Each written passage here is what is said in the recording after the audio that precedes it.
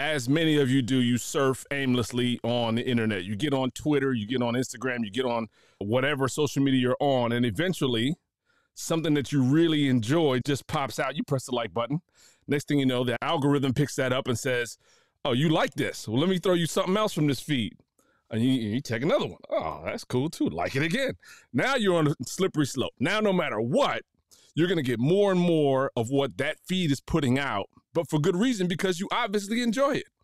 That happens to me all the time. I know it happens to you too. One of the recent accounts that I had no awareness of, but just started becoming more and more prominent on my feed is one called UltraMag7.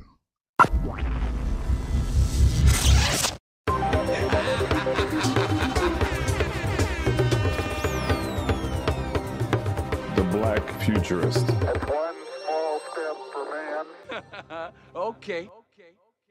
Now, today we have the curator and creator of the UltraMag7 feed, which is just pure deluxe hip-hop, which is so akin to my soul. I had to go get my official Woo Wear Staten Island shirt. I don't pull this shirt out for anybody, okay? I just want to let you know, this shirt is not the Target Woo joint. I got this from you, God, when they had the store on Victory Avenue, which lets you know how old I am.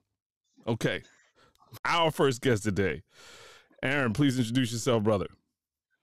My name is Aaron Phillips, a.k.a. UltraMag7 on Instagram. And thanks, you guys, for having me on here. I really appreciate it. And, of course, we always have the super co-host with the co-most, Dr. Maurice Dolberry, who's on the road in Detroit today. Mo, why are you in Detroit? I'm on What Up Doe and What Up Doe location. Yeah, man. It's number 50 yesterday, and you 50 years old? You turned 50? Yesterday is, yeah. Look, and here's the great thing about turning 50 is you'll be 50 first. No, number 50 for Pops and the Rev yesterday. So my parents are celebrating their 50th anniversary, man. Up at the crib, it's a gathering of like 300 old people that I grew up with and some of their best friends and family. And man, we get together, we have a good time. And yeah, I get a chance to get up and say a little something about two people I like a little bit. So that's fantastic. So look, Aaron, what you don't know, first of all, I love the t-shirt. What you don't know is that you're on with two dudes who are super hip-hop heads, big fans of the same medium that you grew up on, but you're also talking to the taboo champions of the world. Okay. I can't be beat. I can't be beat if this dude is my partner. Not allowed to be on the same team. Like Lawrence said, two MCs can't occupy the same space at the same time. No. And here's why. And this is why it's important. And this is why you're most welcome on the show today. The reason that we are champions at Taboo, no matter whom steps up, is because Taboo will tell you, this is the word you want the audience to say. And here are 5 words that you can't say in it. I don't need any of those 5 words because I'll just go to hip hop or to television references that have nothing to do with the word like sarcophagus. I'll go to G.I. Joe and I'll tell you who was in the sarcophagus. It's nothing. You can't touch it. There was a time, so we actually were banned from playing together about 10 years ago. And I'll never forget the actual clue. That actual clue was telephone. And it's got like, all the different things that you ain't supposed to, Edison, whatever, all the different stuff you can't. I didn't even look at it immediately. I was like, for example, here's a done. And B was like, telephone ring immediately. And they quit. The people playing quit. They were like, what? That's not even okay. They quit immediately, tapped out. They tapped out and tapped out. That's awesome. That's awesome. Aaron, where are you from, man? Tell us a little bit about yourself. Where'd you grow up? Tell us about your childhood. So I grew up in southern New Jersey in a town called Morristown, which is the greatest town in America. And that's true. This is documented. They were celebrated as the greatest town in America, I believe back in 2007 or 8 or 6, one of those years. But I no longer live there, but I always tout that. But if you use the dichotomy of it, I was 15 minutes away from Camden, New Jersey, which a lot of times was the worst town in America. So, little dichotomy going on. But I grew up in southern New Jersey, about 15 minutes from Philadelphia. So I grew up on Philadelphia radio, Philadelphia hip hop. We could maybe get New York stations if we stuck our Got in the radios car. out the window. Yeah. You got to stick your radio out the window and have a super antenna and some tinfoil. So it's basically at that time, early on in hip hop, a lot of, primarily East Coast music. So I grew up on Philadelphia hip hop. And you're a 70s kid. Yes. Right. We know what you're listening to at the time. And what are you watching? Like, what were the channels? When you turn on the TV back in the day, you probably had 3, 4, maybe 5 channels. What were they?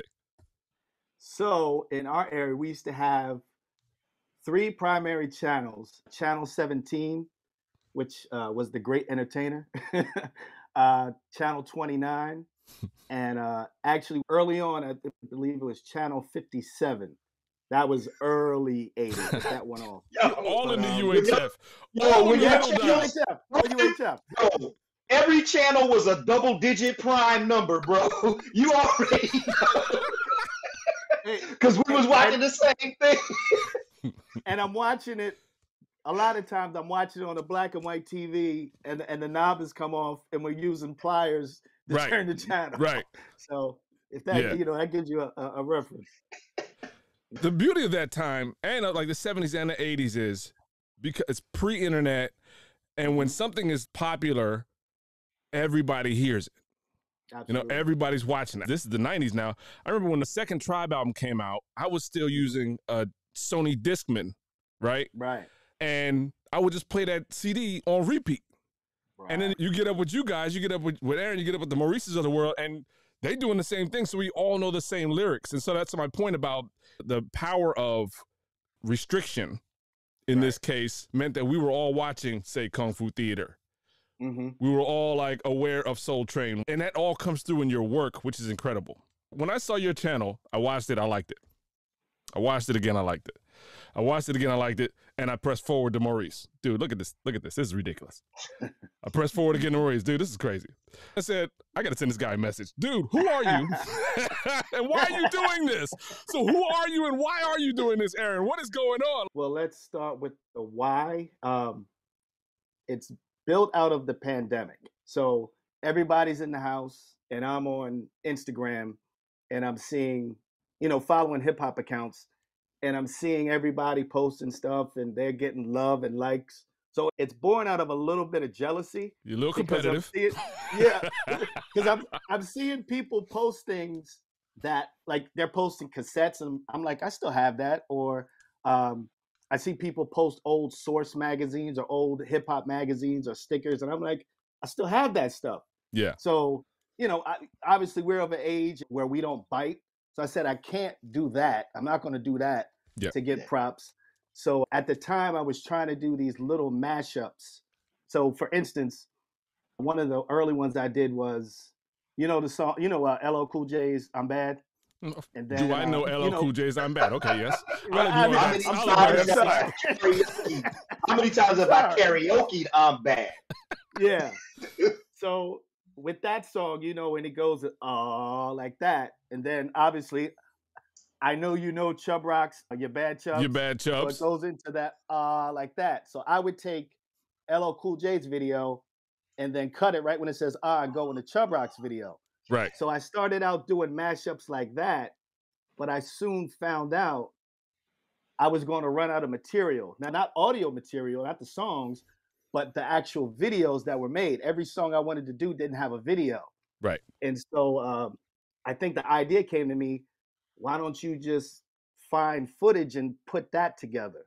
Right. And so then, it's progressed to what you see now, but that's kind of where that idea came from. And then just constantly doing it, just trying to get better and progressing, and people liking it like yourselves, and, just staying on doing it every day. It's so hip hop. So you're taking hip hop, but you're doing hip hop at the same time. Before we got the synthesizers, the keyboards, the live bands, the Questloves of the world, we were taking pieces of songs that were existing and turning it into our own thing. You're doing exactly that now in the same spirit of hip hop, with taking all these references and sewing them together, creating something new, which is really fantastic. Right. Thank you.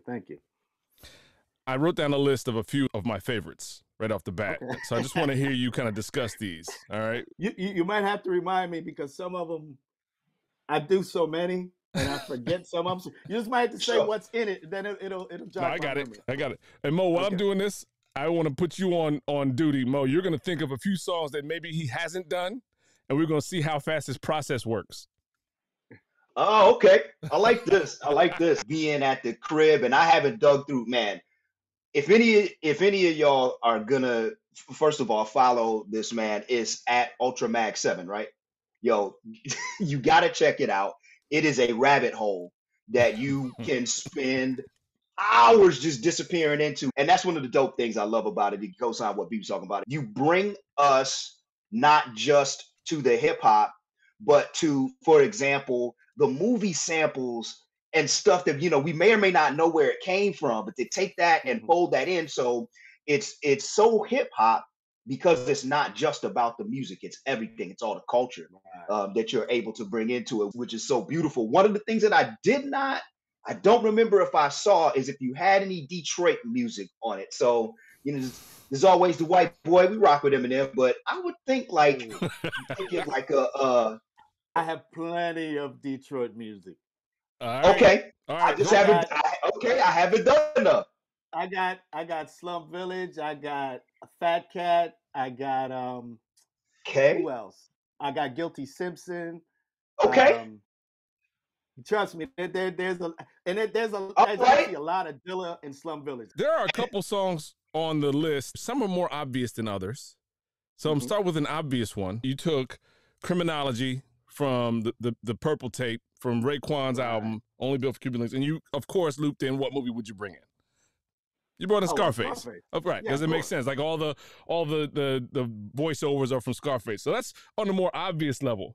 But one that really freaked me out was a song that I didn't even have in my repertoire by Thurston Howell called The Alaskan Fisherman. But you went to G.I. Joe, son. You went to Snow Job from G.I. Joe, did a whole video from a G.I. Joe episode with the character who's only in like 5 episodes. Yeah. So I'm a big Thurston Howell III fan. I actually met him a few years ago in Brooklyn at the Brooklyn Hip Hop Festival. Okay. And actually, he had it was like a mixtape that was coming out before his album, and he was selling them. I actually bought that from him hand to hand. So he's one of my favorites. He's a great MC. But it's weird. Sometimes I redo videos. So that actual video I had done maybe a year or so ago, and I forget what it was a cartoon also, but Woody Woodpecker used to have these little side cartoons. Chili Willy and them. It wasn't Chili Willy, but it was it's a big white polar bear that used to wear a hat, and then he had his little sidekick. Okay. And so I did it originally to that. And then one day I was trying, thinking of different songs, and I think I was listening to that album, and I said I should do that again. I think I came across this montage of like Snow Job, and I'm like, all right, I never did G.I. Joe before, and it's snow and all this, so yeah, it happens that way, How fast do you reference the video material? Like, I can understand how you probably have a CD collection. As soon as you think of a song, you can find it today. But how do you find the video material as soon as you think of it? Or are you like scanning the universe online to find something? The process, it happens the same way, but vice versa. And you'll get what I'm saying. I'll either be listening to a song and it'll make me think of some video, a movie, a cartoon, film, commercial, something I've seen, or I'll see a movie, film, cartoon, video, and then think of a song. It usually comes to me quick. It's more or less a challenge to see if they'll come together. I'll get the footage, download it, get the song, and then try to play with it. And the thing with me is, while I'm going along, in the first couple minutes, if I start giggling to myself, like I'm like, oh, this is going to be nice. Or if I start giggling to myself, I know I got something. If I don't giggle, there's a lot of stuff that's on the cutting room floor that people will never see. So that's how it hits me. What's your favorite? And maybe it ended up on the cutting room floor. It could have just been. So here's a reference.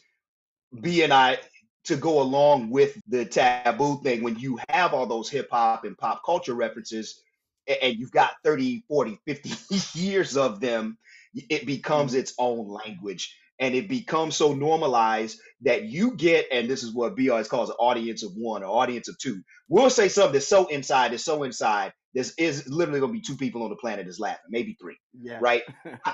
What's your number one? What's your favorite one that you've done? And that could be because of the process or because of it made you laugh the most. And then maybe what's your favorite one that ended up on the cutting room floor, or the one that has the most like dug deep inside of an inside joke that you just put chop full? I got to think about that. So I'm a big MF Doom fan. And so he has a song called My Favorite Ladies.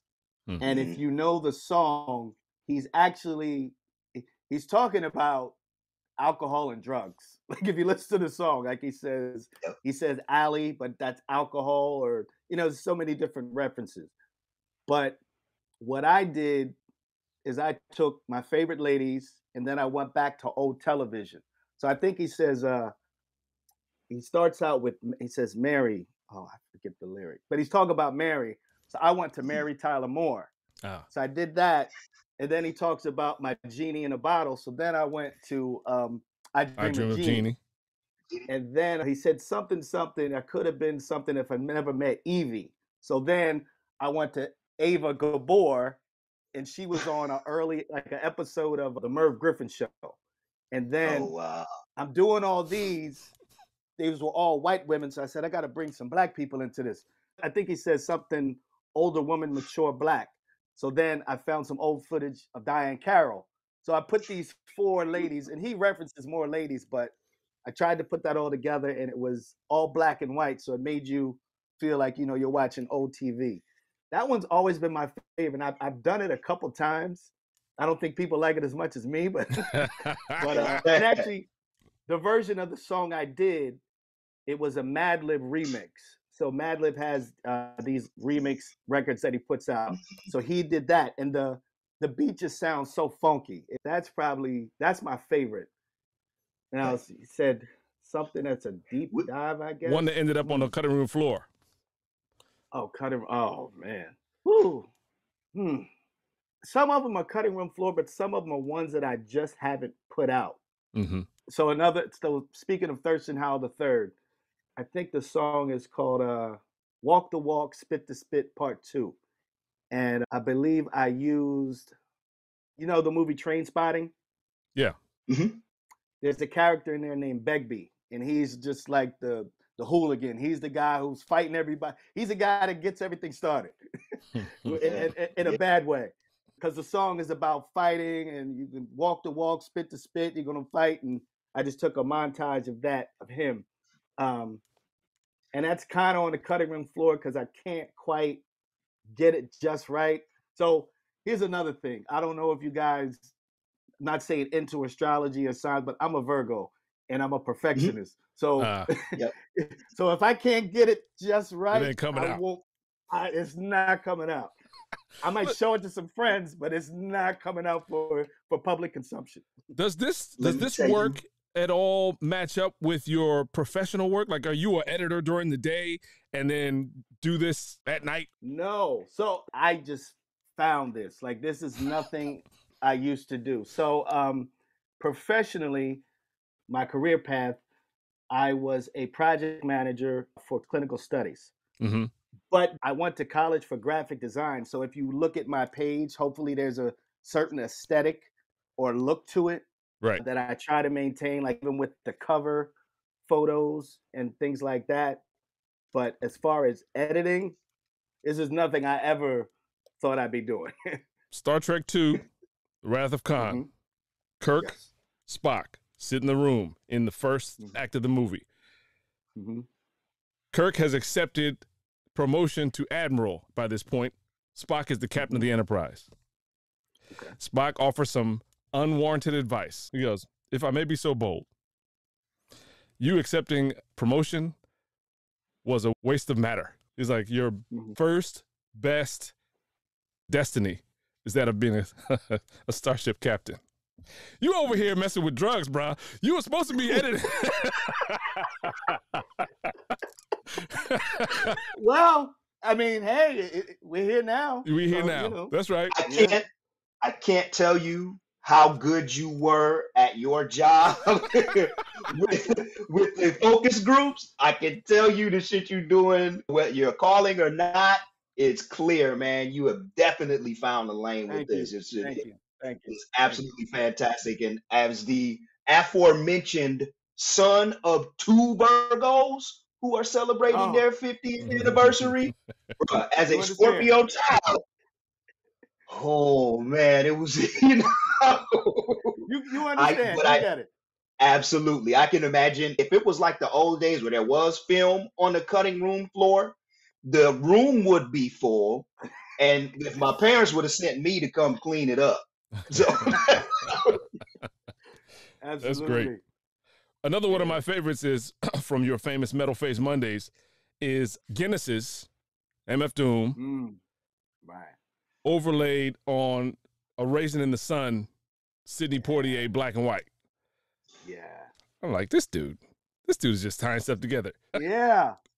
I think I recently reposted it, but a lot of times I'll have videos queued up that I'm going to post that day. And then there's an anniversary of an album, or maybe somebody passed away, and I'll scrap that and try to get out something quick.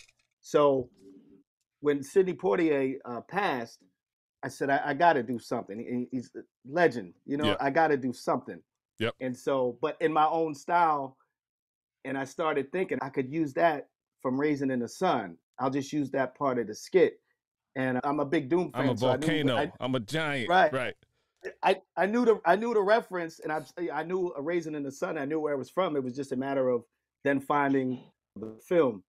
And we lost a legend. So many great films, a great actor. So I just wanted to put that out into the universe. Just send my love, that type of thing. And also for Doom, Doom's no longer here. So for those two gentlemen, I think Lou Gossett Jr.'s in that film also. So just so many references, so much Black history. And it's funny, some people don't know that comes from there. So people tell me all the time, like, you're educating me. Like, I didn't know that. So I'm like, okay. Not that I don't think everybody knows it, but it's just native to me. Like, okay, let's just put it out there. It's perfect that you brought that piece up as someone who is an educator, and that's been my career path. But you want to talk about not necessarily landing where, because I thought, well, yeah, I'm going to end up being a teacher, and I'm not a teacher anymore. Your path takes you everywhere, everywhere except where you think you're going to go. But one of the things that I love is the fact that your stuff is just so educational on top of that. And when I say education, I'm not, just for anybody who is getting introduced to your work, you're not sitting there and then, okay, now I'm going to get this history lesson on such and such. It's so much fun. But the fun comes not only from the nostalgia and from the quality of the editing, but also from the fact that you're dropping those things in there. And I love, again, how layered your stuff is. There's a purposeful tribute to Sidney Poitier and MF Doom, in what you do. And so we can see the thoughtfulness behind it. It's not just, okay, this is dope. And that may be where it starts.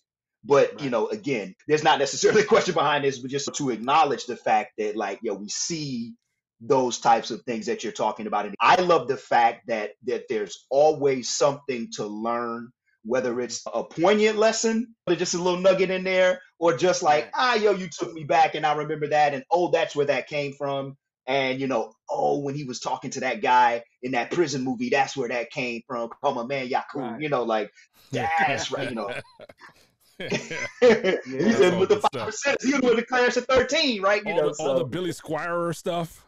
Yeah. Now clap your hands on all that stuff. Like you hear it all the time, and now you get to see it. It's fantastic. Right. I got some quick fire questions for you. There's no wrong answer, but don't delay. You just got to let it fly. All right. Okay. All right. Favorite album ever made? Critical Beatdown, UltraMagnetic. Oh wow. Yep. Favorite group of all time? UltraMagnetic MCs. Favorite soloist artist of all time? Oh, MF Doom. Favorite movie? Empire Strikes Back. Let's go. You just got invited to Thanksgiving, brother. You Let's just got go. invited to Thanksgiving. Yes. You're On welcome the in my day house. that the Obi-Wan episodes got released, let's go. Favorite live concert experience you've ever been to or seen? Is it just one, or can it be two? There's no wrong answers. Go with it. So, two. So I was at the Brooklyn Hip Hop Festival, and we were there to see Jay Electronica. But there was this hum over the crowd that Jay-Z was coming. That's when he came out with the FOI? Yes, I've only seen footage. That's awesome. There. I was there. So there was this hush over the crowd. Jay-Z's going to be there. We're like, Jay-Z's not going to be here. Jay-Z's not going to be here. And then it was like fever pitch. It's getting closer and closer. We're like, yo, Jay might be here. And then Jay comes out, and I got to see Jay Electronica. You know, he's Bigfoot. You never see him. Yeah. Then you get to see Jay-Z, who's, you know, he's not quite Bigfoot, but you don't get to see him that often. And at a very cheap price. Who played Sasquatch in the $6 Million Man? Now that you bring up Bigfoot. But the wrestler, Andre the Giant. Andre the Giant. Yeah. You sharp, sir. You sharp. Sometimes. Favorite comic book?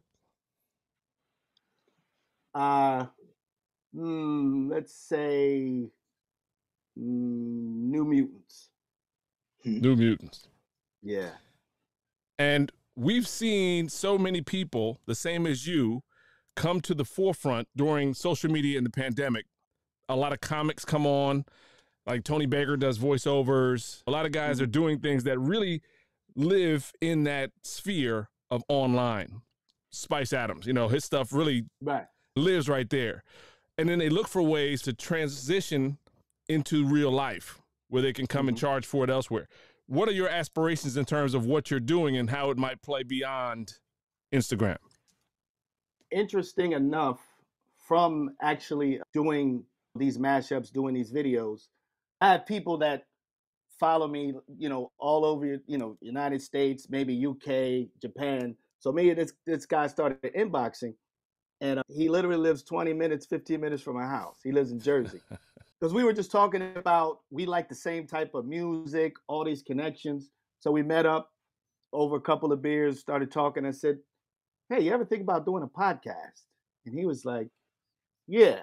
And personally, I never wanted to do a podcast talking about hip hop. So we have a podcast coming called People's Distinctive Travels. It's a play on A Tribe Called Quest's People's Instinctive Travels. We're basically talking about how we came to certain albums, a time in our life. Like maybe say if we liked Tribe Called Quest, but we heard Q-Tip on the Jungle Brothers album. We're talking about where we were in that time, say it was 88, 89, 90, and we're just giving our own stories and how they kind of intersect. So, I mean, that's something that's born out of what I'm doing. Also, soon I'll be coming out with T-shirts. I'm trying to do T-shirts that actually reflect the videos. So this idea came to me a few years ago. At the time, the video I had that had the most views, I did Salt and Pepper's I'll Take Your Man. And I took Jackie Harry from 227. You know, she was always taking somebody's man. It already makes sense. Right. So I did that. I put that together, and it had the most views at the time. So then there's a guy, I'm not going to get his name right. I'm sorry. I think his name is Che Runako, but he's changed his name quite a couple times. But he's a brilliant artist. So, I mean, brilliant. He does like cartoons, all hip hop, and like basically what I do video wise, he draws that. Right. So I reached out to him and commissioned him to do this caricature of Jackie Harry, and I'll be dropping those in the summer. I'm trying to get them printed now and get that together. That's something that's also born out of that I see myself going into. Yeah. That's fantastic. Thank you. I was gonna ask if there are, not necessarily to big up anybody else, are there other internet, Instagram media creators that kind of inspired you or whose work that you look to just kind of admire? There's a guy named Mars H2A. You guys should definitely check him out. And what's interesting with him is he makes his own beats. So he'll make a beat and then we're in the same kind of realm. He does editing, but to me, it just makes it so much doper. I got an MPC sitting over my house that's gated, it has dust, but I'm not making beats.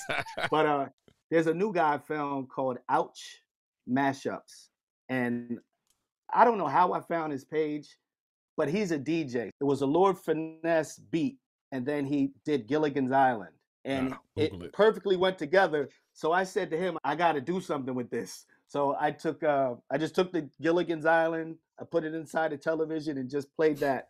But if you go to his page, your mind will be blown. I don't know if you saw, I did Live at the Barbecue, and he mixed it with Peter Piper by Run DMC. It's kind of like what I do, but it's just with hip hop, and you're like, wait, how did you do this? So I reached out to him and I said, look, man, I hope you don't mind, but I just want to take some in the audio. And I said, I'll give you credit and I'll find a way to blend it. So usually when it comes on, it's his logo and my logo coming together, and it's like a psh, that explodes. I think it's incredible. I think you chose two really fantastic outlets to build off of your existing platform, because I'm definitely buying your t-shirts, right? Thank you. And the podcast, we coming on your podcast whether you like it or not. Oh, I would love. So you know what? Here's the thing about the podcast, and if I can ask you guys a question. So the thing is, we will take deep dives into certain albums. So if you could just say, what's your favorite album, hip hop wise? Favorite album? I'll just go off the top of the head. Long Live the King. Okay, so when we get to Long Live the King, bring you on and you discuss songs you like, where you were at, what came into you. You know, that it's just a deep dive into an artist and the music of that time. It's so funny because I can't even answer that question. If you ask me what my favorite movie is, immediately The Empire Strikes Back. It doesn't matter my age, what else I've gone through, whatever. But for albums, they're so seasonal in my life. Had you asked me at a certain time, I would have said the Jungle Brothers' second album. But that was so long ago that so much has happened since. I have to list, like, okay, where was I in life? It's crazy. I have no idea what my favorite album is right now. It's funny that you were able to grab one really quick, Mo. Yeah. I mean, I immediately think of the intro to Set It Off, you know, like, so there's certain things that are just iconic in my head, and I'm comfortable going with that, knowing that there's other albums that if you ask me 10 minutes from now, I'll probably say something different. But yeah. One question I did want to ask, how long does your process take? So you get hit with the inspiration, and then it takes how long for you to get from that inspiration to I have now posted it? Sometimes it's very rapid. I mean, there's sometimes I got an idea, I had the music, I had the video, found it, and I'd maybe put them together as soon as like 20 minutes. And then I was ready, did everything ready to go. And then there's sometimes where I have to put it down because I'll get to a point and I'm stuck. I'll put it down for a couple of days. I'll maybe come back. And then the inspiration hits me again, like, oh, all you got to do is do this. Oh, okay. Now it makes sense. I imagine you've probably got several just sitting in that phase right now. Like at all times, it's probably like 6 files that you could open and be like, move that one forward. I would dare to say it's probably about 500. Oh, yeah. See? Yeah, there's a lot. There's a lot. I know sometimes I have students, former students of mine, and younger folks who are following. In particular, if any of my high school wrestlers, or the rare occasion they would listen to this podcast, but so many young folks that I interact with now are interested in being content creators. They're interested in it as a career. And one of the things that I tell them is, as we get introduced to more and more folks like you who are content creators, to be prolific, to always have something, to be constantly hitting the people with something dope is something that you have to do. And so I wanted to ask, one, how long your process took, and B, I'm glad you followed up with that question. The fact that you are constantly creating and you always have something that you could draw on is a process that it just has to be a part of who you are if this is what you do. Can you just maybe speak to that a little bit? How you become so prolific is, you know, what maybe was where some of the inspiration comes from?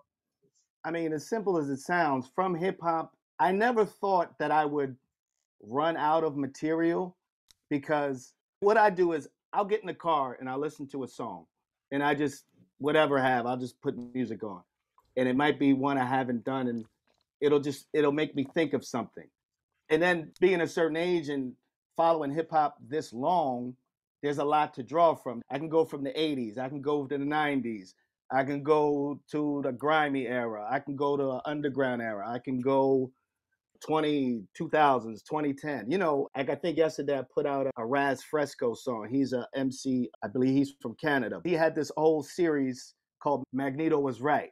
So I'm a big comic fan, X-Men fan. So, and I remember those old Spider-Man cartoons when they had Magneto. So, you know, it's really just what hits me, but I never feel that I'm going to run out of material. And there's so many movie references, cartoons, commercials. It's just so much stuff out there. It's really just a challenge of finding how they fit. I'm in North Carolina. I share barbers with Ninth Wonder. Every so often, just be in the shop at the same time. And so there's just these random conversations that happen. And he had recently put out like one of his all beat albums, just like Doom puts out or had put out all those, you know, just beats.